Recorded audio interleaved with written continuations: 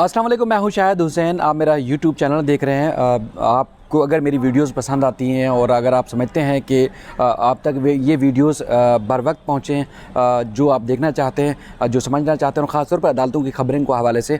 तो आप ज़रूर सब्सक्राइब करें, लाइक किया करें, कमेंट किया करें और ख़ास तौर पर सजेशन ज़रूर दिया करें ताकि मैं उस पर अमल कर सकूँ और आप तक बेहतर से बेहतर वीडियोज़ और ख़बरें पहुँचा सकूँ। आज इस वीडियो में दो खबरों के हवाले से ज़िक्र करना है। एक तो ये है कि वज़ीर आला सिंध मुराद अली शाह के ख़िलाफ़ जो उनको नाअहल करने के हवाले से जो एक तलवार है वो लटक रही है, बल्कि अब बहुत ज़्यादा वो तूल पकड़ चुकी है, क्योंकि मैंने उनकी जो नाअहली से हवाले से इससे पहले दो दरख्वास्तें दायर हुई हैं। आज हलीमा आदिल शेख जो कि अपोजिशन लीडर सिंध असम्बली हैं, उन्होंने दरख्वास्त दायर की है। इससे पहले मैं आपको अपडेट करता रहूँ, बल्कि आधी से ज़ायद कबीना अगर उनके ख़िलाफ़ केस चल जाए, अगर उनके ख़िलाफ़ शवाहिद सामने आना शुरू हो जाएँ, अगर तमाम जो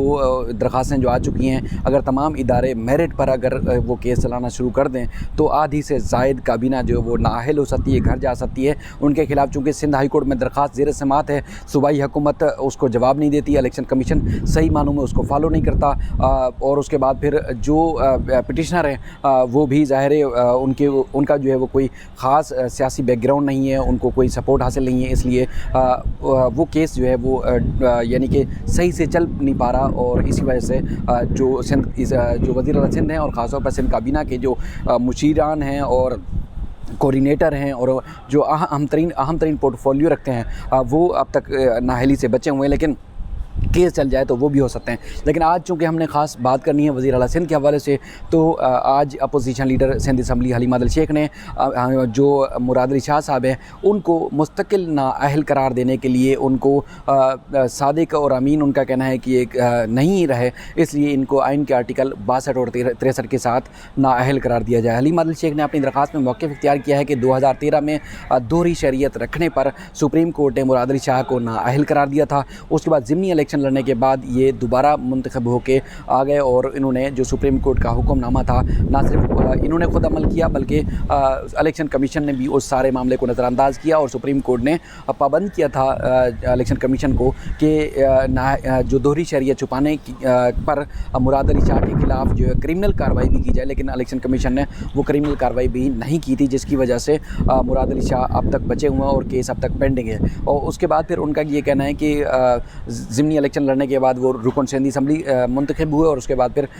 वो वज़ीर आला बन गए थे। उसके बाद फिर मुसलसल वो जो है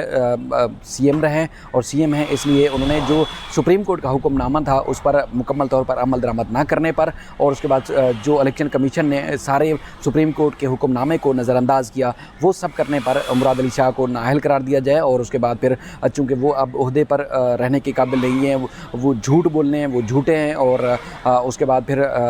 वो जो पोर्टफोलियो इस्तेमाल कर रहे हैं और जो चीज़ें सिंध असम्बली में रहकर वो जो चीज़ें करते हैं वो गैर कानूनी और गैर आइनी तौर पर इस्तेमाल कर रहे हैं, इसलिए उनको फौरी तौर पर नाअहल करार दिया जाए। हलीमा आदिल शेख की जो दरख्वास्त है इसकी आइंदा चंद रोज़ में जो वो दरख्वास्त की समाअत मुतवक्के है, लेकिन ये इंतहाई अहम और अपनी हैसियत की, अपनी नौइयत की बड़ी पिटीशन हो सकती है, क्योंकि हलीमा आदिल शेख ने आज एक बार फिर एक और भी दावा किया है कि वो तकरीबन हर हफ्ते जो है वो एक नई पिटीशन फाइल करेंगे, जिसमें सूबाई हुकूमत की जो मुख्तलिफ दावे हैं, मुख्तलिफ जो उनके प्रोजेक्ट्स हैं, मुख्तलिफ जो करप्शन है, जो चीज़ें ऑडिटर जनरल ऑफ पाकिस्तान की रिपोर्ट्स में सामने आ चुकी हैं, उनको मद्देनज़र रखते हुए उनके को बेस बनाकर वो जो फाइल करेंगे। आज भी उन्होंने एक और सनसनीखेज़ इंकशाफ किया कि गुज़श्ता 14 सालों में 13 सालों में सूबे में तकरीबन 2000 अरब रुपए की जो वो करप्शन हो चुकी है। उस करप्शन के ख़िलाफ़ सबूतों के साथ यहाँ सिंध हाई कोर्ट में दरख्वास्त दायर करेंगे। उन्होंने एक और भी बड़ी आज बात की कि लोग समझते हैं, कराची वाले समझते हैं कि सूबाई हुकूमत जो है वो कराची की दुश्मन है। मैं समझता हूँ कि ये पूरे सूबे की दुश्मन है, तो इसलिए इनके ख़िलाफ़ जो है भरपूर कार्रवाई होनी चाहिए। अब आज चूँकि उन्होंने जो PTI के जो वकला हैं उनके तवज्जुह से दरख्वास्त दायर की है, दरख्वास्त की कॉपी भी मेरे पास मौजूद है, और उसके बाद फिर उन्होंने जो एडिशनल डॉक्यूमेंट्स लगाए हैं वो भी इस बुनियाद पर, इस बात पर की दलील है, इस बात के लिए कभी इम्कान और कभी जो मजबूत साबित हो सकती हैं कि हलीमा आदिल शेख की इस दरख्वास्त पर मुराद अली शाह नाअहल हो सकते हैं। सिंध हाई कोर्ट का 2 रुकनी बेंच इस दरख्वास्त की समाअत करेगा, और अब चूँकि ये मामला चूँकि इलेक्शन कमीशन और उसके बाद फिर दीगर जो इदारे हैं उनकी पहुँच से दूर हो चुका है, चूँकि अदालतों में आ चुका है, और इस पिटीशन को अगर सही मानों में फॉलो किया गया तो मुराद अली शाह नाअहल नाअहल हो सकते हैं, क्योंकि सुप्रीम कोर्ट ने इनको नाअहल करार दिया था और उसके बाद फिर वो नाअहली छुपा कर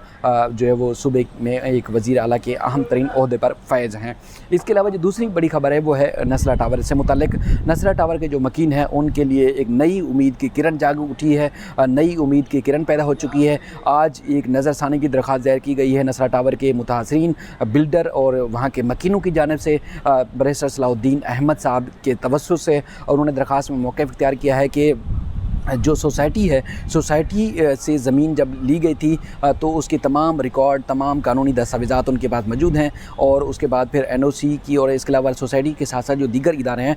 ना सिर्फ उस ज़मीन की बल्कि जो ज़मीन मज़ीद ज़मीन की जो तोसी होती रही उस प्लाट में शामिल होता गया। जो प्लाट के अंदर जो दीगर ज़मीन का जो हिस्सा था वो भी कानूनी तौर पर लिया गया है, आइनी तौर पर लिया गया है और NOC जारी की गई। उसके बाद फिर NOC के बाद ही 15 मंजिला जो नस्ला टावर की इमारत है वो खड़ी की गई। उसके बाद फिर तमाम जो वहाँ के जो मकीन हैं उनको सब लीज़ दी गई है कानून के मुताबिक। अब कानूनी और आइनी तरीक़ेकार की वजह से ये बिल्डिंग हासिल की गई है, इसको बनाया गया है, इस ज़मीन हासिल की गई है। सुप्रीम कोर्ट ने जब इसको मस्मार करने का हुक्म दिया तो अहम तरीन जो दस्तावेज़ात थी, अहम तरीन जो शवाहिद थे, अहम तरीन जो रिकॉर्ड था उसको नज़रअंदाज किया। इसलिए अदालत से इस्तदा की गई है कि अपने हुक्मनामे पर नज़रसानी की जाए और जो नस्ला टावर को मस्मार करने का हुक्मनामा है उसको वापस लिया जाए और कमिश्नर कराची और दीगर को ये मस्मार करने ना दी जाए, उसको रोका जाए। अब चूँकि नस्ला टावर को सुप्रीम कोर्ट ने 16 जून को हुक्मनामा जारी किया गया था कि 7 रोज़ के अंदर इसको मस्मार किया जाए। इससे जो इब्तदाई जो 2 दिन थे, 2 से 3 रोज़ में मकीनों से खाली करने का हुक्म दिया था कि इस इमारत को खाली कराया जाए और उसके बाद फिर अगले 3 से 4 रोज़ में इमारत गिराने का हुक्म दिया था। लेकिन अब तक उस पर अमल दरामद नहीं किया गया है। लेकिन अमल दरामद नहीं हुआ है जितने भी इदारे थे सुप्रीम कोर्ट के हुक्म के ऊपर। लेकिन अब मुतासरीन की जानिब से दरख्वास्त आ चुकी है। चूँकि अब ये दरख्वास्त सिर्फ दायर की गई है समाअत के लिए, दरख्वास्त की फौरी समाअत के लिए जो बेंच है वो यहाँ कराची रजिस्ट्री में अवेलेबल नहीं है।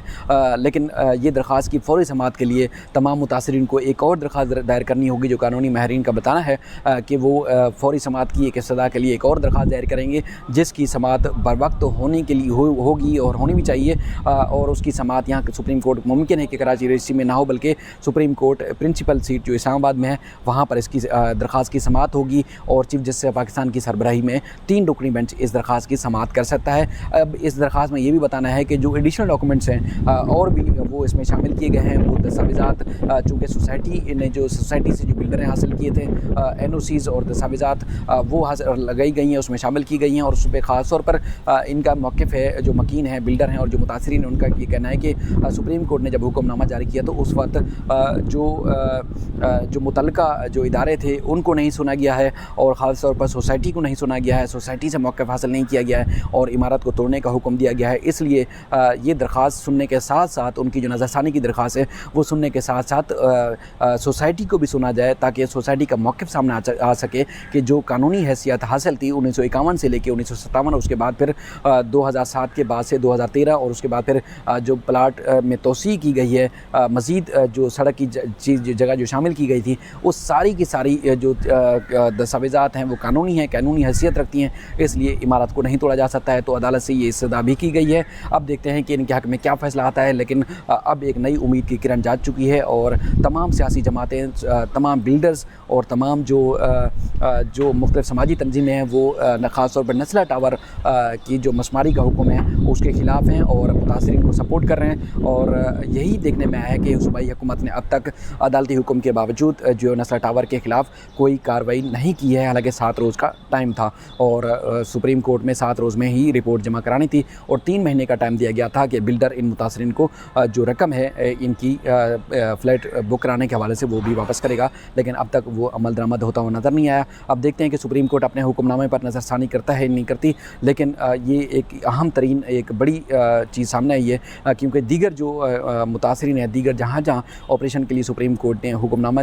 जारी किया है, अब अगर ये सुप्रीम कोर्ट का हुक्मनामा रिवाइज़ होता है, अगर इस हुक्मनामे में नज़रसानी सामने आती है तो दीगर मुतासरीन भी, दीगर जो इलाकों के रहने वाले मुतासरीन हैं वो इस दरख्वास्त से फ़ायदा उठा सकते हैं और उनके लिए भी कोई बेहतरी की उम्मीद की जा सकती है। दूसरा, सूबाई हुकूमत भी, जैसे पहले भी मैंने वीडियो में एक बताया था कि वो भी एक मामला सोच रही है कि जहाँ जो गैर कानूनी तामीरात की गई हैं, यानी कि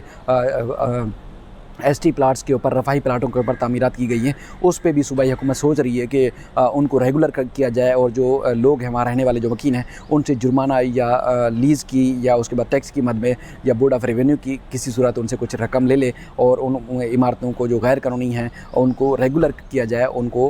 پرماننٹ کیا جائے، اور ان کو باقاعدہ طور پر رہائشی مقاصد کے لیے استعمال کیا جا سکے۔ مزید بھی اس سلسلے میں جو بھی اپڈیٹ ہوگی وہ آپ کے سامنے رکھتے رہیں گے۔ اپنا خیال رکھیے گا۔ اللہ حافظ۔